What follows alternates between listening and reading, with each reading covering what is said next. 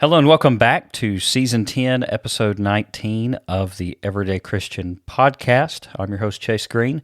This is a podcast where we remind ourselves that God deserves every praise from every creature every day. We are rapidly heading toward the end of Season 10. It is really hard to believe that I'm saying that. Not only has this season flown by, but the fact that we are actually on Season 10 is just kind of mind-boggling to me. I do have some slight bad news. I hope you'll forgive me for this. We're not going to have a chapter recap this week. I dropped the ball on that a little bit. I've really enjoyed doing the chapter recaps with various guests this season. The challenge on that can be scheduling guests for a time to record that works for both me and the guest. With the season rapidly winding down and holidays are coming up, and also my wife and I are expecting a child soon, which we're really excited about that. The schedule's just getting really hectic here recently for me, so we're not going to have a chapter recap for Chapter 5 or Chapter 6. I hope you'll forgive me for that. That said, we will move on and cover Chapter 6 verse by verse, and then, if you will, be on the lookout for the end of this season.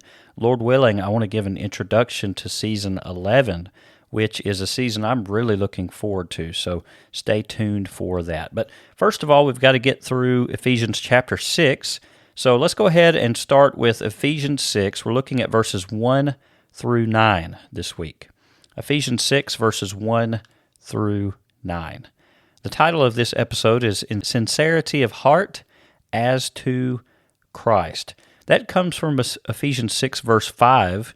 At the end of verse 5, it talks about servants being obedient to their masters in sincerity of heart as to Christ. The main point that we want to make in this episode is that in all of our human-to-human interactions, we ought to be treating other people as we would want to treat Jesus himself. Let's go ahead and start with Ephesians 6, verse 1, which says, "Children, obey your parents in the Lord, for this is right." I'm going to go ahead and read verses 2 through 4 as well. "Honor your father and mother, which is the first commandment with promise, that it may be well with you and you may live long on the earth.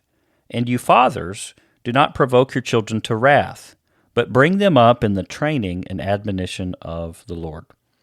So, verse number 1 talks about how children are to obey their parents in the Lord, for this is right.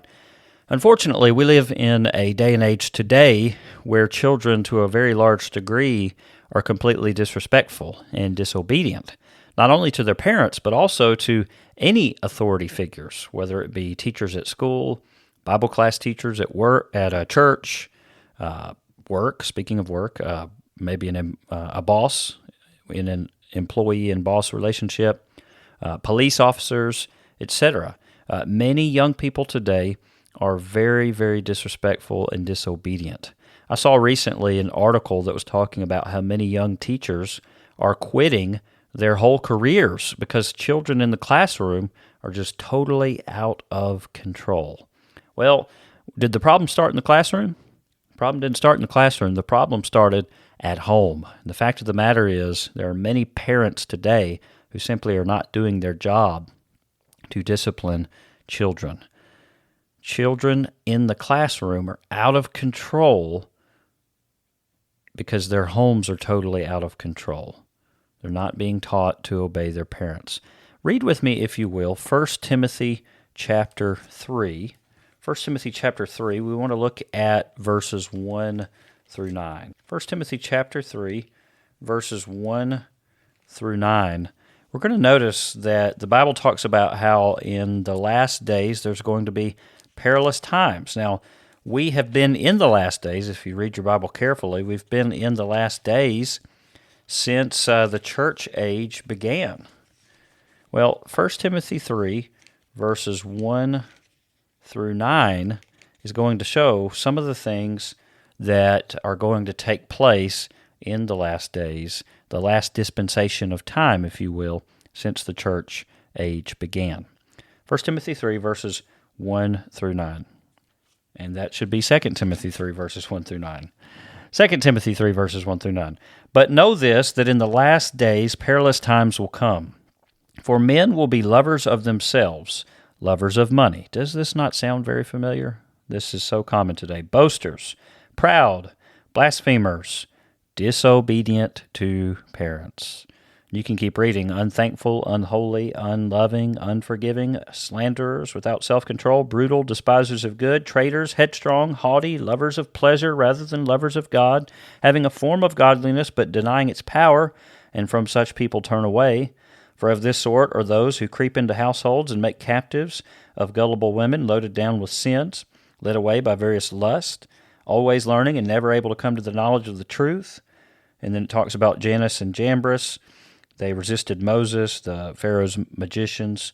So did these also resist the truth, men of corrupt minds, disapproved concerning the faith, but they will progress no further, for their folly will be manifest to all as theirs, the Pharaoh's magicians also was. So that long list in 2 Timothy 3, verses 1 through 9, various sinful things that are going to take place in the last days. One of the things on that list is disobedient to parents. Well, let's look at verses 2 through 3 now. Ephesians 6, verses 2 through 3. How honor your father and mother, which is the first commandment with promise, that it may be well with you and you may live long on the earth. So this is continuation of the same thought. The commandment to honor father and mother is a commandment that has a promise attached to it. The promise is a long and well-lived life.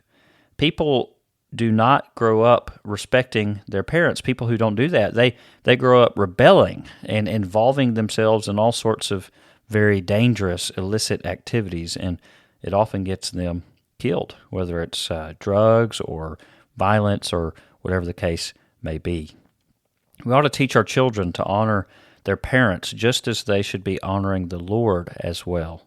How can somebody learn to respect and obey the Father in heaven if he or she does not respect and obey his or her earthly father and mother? So first and foremost, we have to teach our children to obey us so that they can learn to obey God in heaven. Look at verse number 4. And you fathers, do not provoke your children to wrath, but bring them up in the training and admonition of the Lord. Training, admonition of the Lord. That word training is the Greek word paideia, and it has to do with worldviews. It has to do with mindset. We ought to train our children to have a godly mindset. I want us to notice the first part of this verse. Notice that the onus is primarily on fathers as the spiritual leaders of the household. That's not to say that the mother's role is unimportant. The mother's role is extremely important, as well as the father's. But as far as the ultimate headship of the home is concerned, the father is supposed to be the spiritual leader in a Christian family. It's very important to avoid provoking our children to wrath. Notice that. You fathers, do not provoke your children to wrath. That's something that can be very easy to do if we like to pester and aggravate our children. The thing about dads is most dads used to be brothers, right? Brothers of siblings. Not always, but often. Sometimes you have a single child in the home or whatnot that doesn't have siblings, but a lot of times there are siblings in the home, and so you have brother and sister or brothers and sisters. And the thing about boys is a lot of times they tend to pester their other brothers and sisters, right? Well, when it comes to a man growing up and being a husband and a father, he really needs to do just that. He needs to grow up. He doesn't need to be constantly pestering his children. Now, playing and picking with children a little bit, sure, I can see where that can be the case, but we don't ever want to cross the line. Our children should be able to come to us as a confidant and a protector of those children. We should not be the chief pesterer, if you will, of our children. So I think it's important for dads to think about that carefully. I know this is something that I have to try to keep in check because, I was older brother actually. I was an older brother once, and I did plenty, my fair share of pestering my siblings. And sometimes that translates over into growing up and being a dad and still kind of picking on the children a little bit. Again, playfulness within a home, that's fine, but you don't ever want to take it too far. You certainly don't want to cause your children to be wrathful or angry or resent anything that you're doing. So I need to take this to heart, as well as all of us who are fathers. We need to lead our homes spiritually as best we can. We'll plug the Father Time podcast. You can go and check out that podcast at the Scattered Abroad Network, and it'll help you with some tips on some of these ideas. Well, let's look at verses 5 through 7 now. Bondservants, be obedient to those who are your masters according to the flesh, with fear and trembling, in sincerity of heart as to Christ. That was our title for this episode, Sincerity of heart as to Christ. Not with eye service as men pleasers, but as bondservants of Christ, doing the will of God from the heart, with good will, doing service as to the Lord and not to men.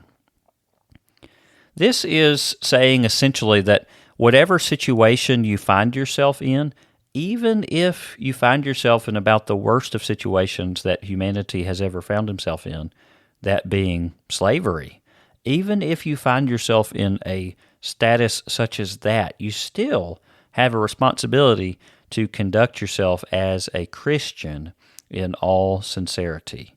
If you do that, then you can help influence people for the Lord. The Bible condemns kidnapping, or some translations say men stealing, some translations say slave trading or whatnot. The Bible condemns that. You can see that in 1 Timothy 1, verse 10.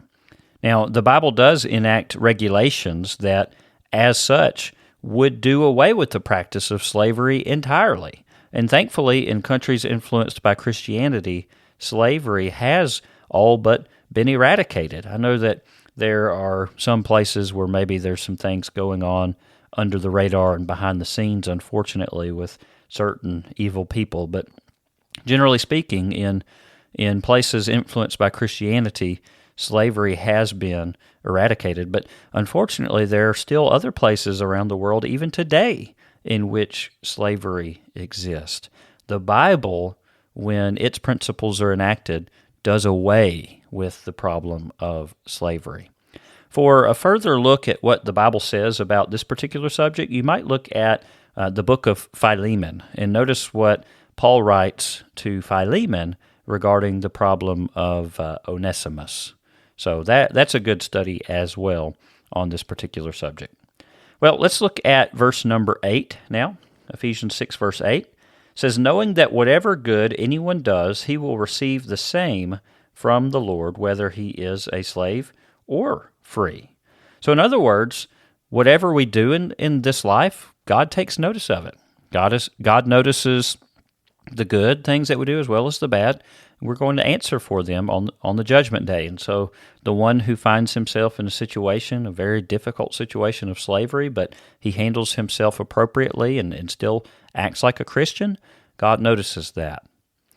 2 Corinthians 5, verse 10 says, for we must all appear before the judgment seat of Christ, that each one may receive the things done in the body according to what he has done, whether good or bad. So again, we're going to give account on the day of judgment for the things that we do. And then finally, verse number 6, this will be somewhat of a short episode this week. Verse number 9, rather. Verse number 9 says, and you masters do the same things to them, giving up threatening, knowing that your own, capital M, Master, also is in heaven, and there is no partiality with him. So there is a word here for masters as well, that they treat their servants well and not bad, not severely. They too should treat their servants as if they were the Lord himself. And that's the point of our episode this week.